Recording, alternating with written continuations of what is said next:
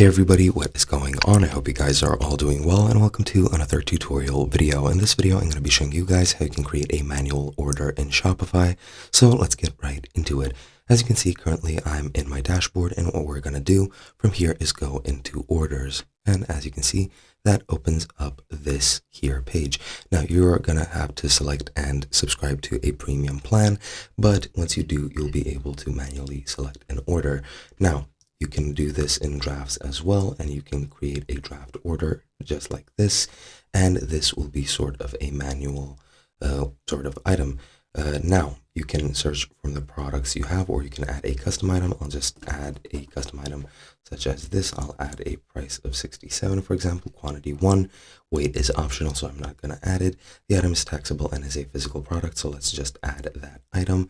And once I do that, as you can see, that has added the item over here into the order. You can select for the payment to be due later, for example, due on receipt or something. I'm just going to click nothing of the sort, and as you can see, this will give you the item, the subtotal of the item, as well as the estimated tax. And then once you're done with that, you can add tags if you want as well, but I won't be doing that. And then you can either send the invoice or collect the payment immediately, but in pretty much that is all you need to do. In essence, I hope you guys enjoyed, and I'll be seeing you guys in another video.